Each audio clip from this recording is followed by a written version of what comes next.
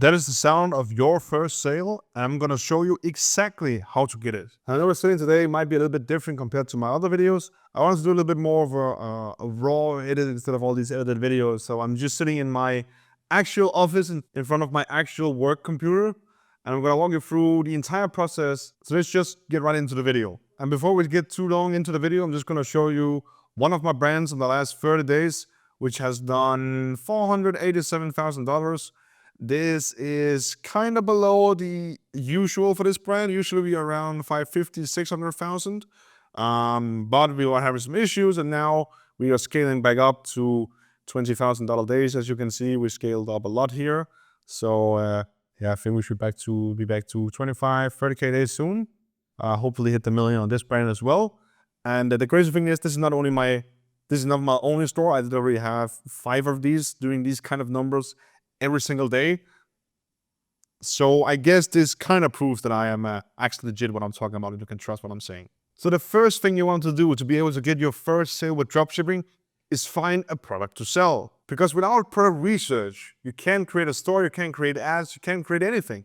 So you need to find a product. Luckily for you, I've already made a super detailed video on how I literally find my 7 and 8 figure winning products like a month ago or something, maybe 2 months ago. So it's very, very brand new. It's the same strategy that I'm still using to this day. I highly recommend you go watch that video if you don't know how to do proper product research. But once you have found what you believe is a winning product, you can move on to the store creation. Now, the fourth most important thing with dropshipping is your store. So that's what we're gonna create now. I'm not gonna go into super specific details on how to actually create the store. I'm just gonna tell you the basics, what you need to have on there. And within the next few weeks, I'm gonna drop a video with a fully detailed store creation and template with my winning product pages that I use to scale to 7 and even 8 figures with my brands. But to keep it very simple in this video, there's a few things that is mandatory to have in your store. One, you need to have a good review app. I recommend using the Looks app. That's the one that I'm using the most. I think it's the one that looks the coolest. There's also Judge Me, which is a cheaper alternative, but I would definitely recommend Looks. For me, it's by far the best one. Number 2, it's very important to have high quality images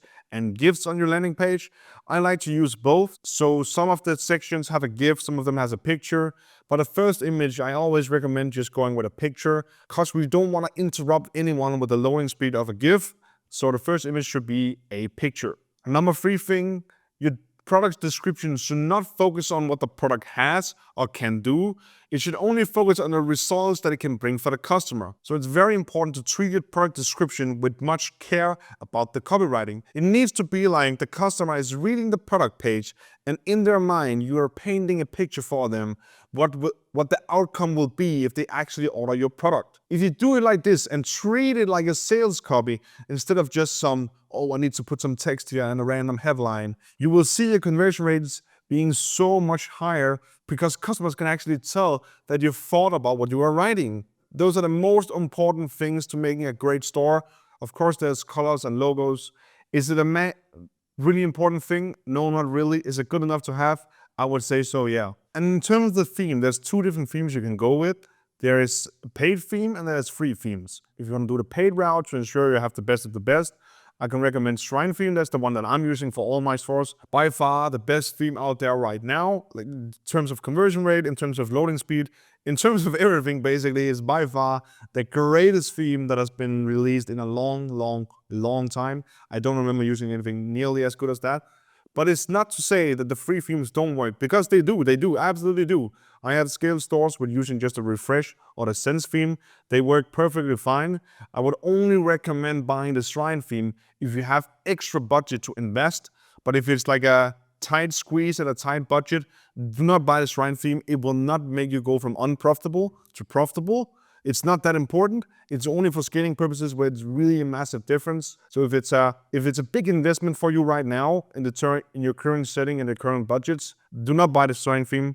Go with the free theme. It's perfectly fine and it works super, super well. We are just in here in my computer again. I'm just gonna show you a Shrine Pro store. This is basically Shrine's own store, just to show you how it can actually look. So let's open up the store, and you can see right away how it literally looks amazing. Like it looks perfect to me.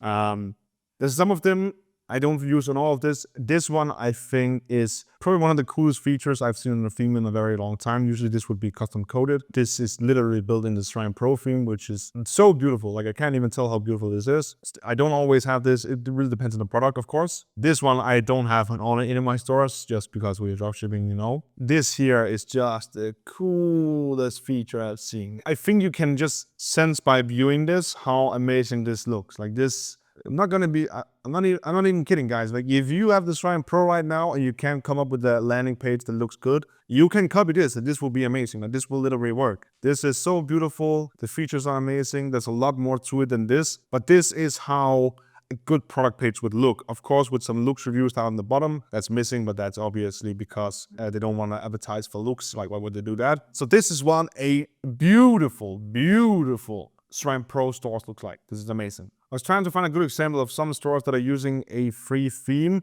It's very difficult for me to find anything because most people right now is actually using the Shrine theme. I found this random website. It's just to give you some inspiration. Like this is ass, like you wouldn't never do this for that matter, or this one. But it's just to understand that you have the similar capabilities as on the Shrine theme. You can see here with the reviews down here. It's similar capabilities as to the Shrine theme. Does it look as pretty? No. Can you make it close to the Shrine theme? Yes. Do not copy this website. I would try and copy the Shrine website, but on the Dawn theme or the Refresh or the Sense theme. But it's just to show you that some stores are making money with the Dawn theme. But just to show you that some stores are actually making money with free themes. Like I found this store, I think this is making like 100K a month. How they're doing it with these kind of landing pages, I have no idea. Some people just buy anything. But it's just for you to understand that it's not necessary with a paid theme. All right, the next thing you want to do, now you have created a website and your product page, you want to create your ads. And this is by far the most important thing besides your product and your offer you're running, is how to create actual good creatives. Because even with a great product and a great store, if you have really awful creatives, nobody's gonna visit and nobody's gonna buy. Because believe it or not, most people talk about, oh, conversion rate and website, blah, blah, blah. Your conversion rate is actually made in your creatives as well. This is usually how I go about creating my ads. So the first thing I'm gonna do is I'm gonna see what my competitor is doing. Because if my competitor is making money, they for sure have tested different creatives. So I'm gonna go into the ad library on Facebook. On the ad library, I'm gonna analyze the creatives, see what kind of angles they're running, see how they're targeting, see what message they're bringing the creatives, and how they are just structuring the creative in general. For the first 3 ads, we're gonna create 6 in total. But for the first 3, we're gonna copy their creatives, but put our spin to it. So we're putting our spin to it. What I recommend you doing is you change up the hook, you make a better hook, or you change up the script in general and how you deliver the message. But the angle and the messaging itself should be very similar because it has proof of concept for your competitor. You don't want to test 2 different new things when you have no idea if any of it works. You would rather test one of the angles that is already proven to work by a competitor. And for the other 3 creatives, I suggest you do some research in your niche. What are they talking about? How are they speaking? And come with your own angle to the product. It could be, for example, if you're selling like a knee bracelet, like helping with knee pains. Maybe your competitor is targeting old people. You go and research the product and you can see, oh, it actually makes sense for people doing sports. And you can target and you can create a video and a script about the product for people doing sports. That is how you can do something different compared to your competitor. But it's still important to do what your competitor is doing, because if that's one is working, you might as well capitalize on that as well. And how you can find content for your video creatives is basically going on TikTok and searching up the exact product. I have right here some account here that I'm following apparently. You search up words or even just your product name. So let's say you are running I saw a very cool product the other day, which was the Toddler Safe Knife Sets. I think this one is a very cool product. A very old one. I just remember now. And here you go. You literally have creatives to run on Facebook with. You can borrow these ones. It's not the most ethical thing, but it's a way you can do it.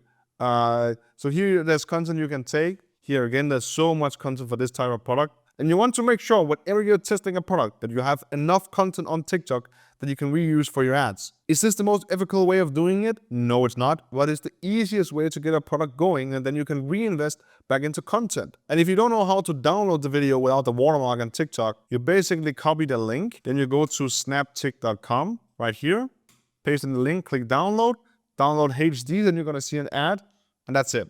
Then you have it in the full resolution from TikTok without the watermark.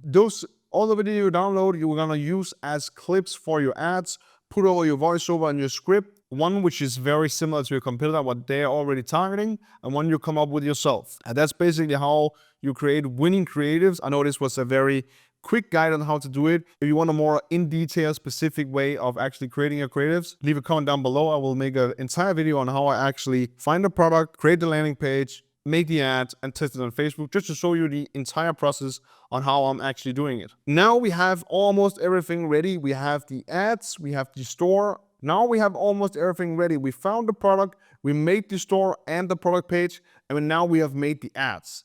What's left to do is actually just to launch it on Facebook. And luckily for you, I just made a totally detailed video on how to set up your first campaign on Facebook. I'm just gonna insert the most important clips of it right now. If you want the full detailed video, you can click the link down in the description. We'll take you directly to the video, show you the exact setup. But for now, I'm just gonna show you the most important clips so we can get on to the next part. Now that you have launched your Facebook campaign, you want to let it run for minimum 3 days. Why do we want to let it run for 3 days? Because on the first day, Facebook will still decide on who to show this ad to. Because you need to understand, there's so many people every single day using both Facebook and Instagram. So Facebook doesn't know right away who to show it to. So they are throwing out in different pools and people, see who reacts, see who buys, see who clicks. And on the second day, Facebook will already have more data to show it to even better people, generating you more sales, most likely. And why we let it run for 3 days? Basically just to have 3 days of data so we can actually analyze what's going on. Data is the single most important thing when you're doing business and dropshipping. Like, there's no other metric that's more important. We do not decide anything about what we feel or what we think could be good. The only thing we decide anything on is pure hard data. That's the only thing that's important. So whenever after 3 days, you have to analyze all your numbers. The most metrics you should look out for is on Facebook, the CPM, the CTR, and the CPC.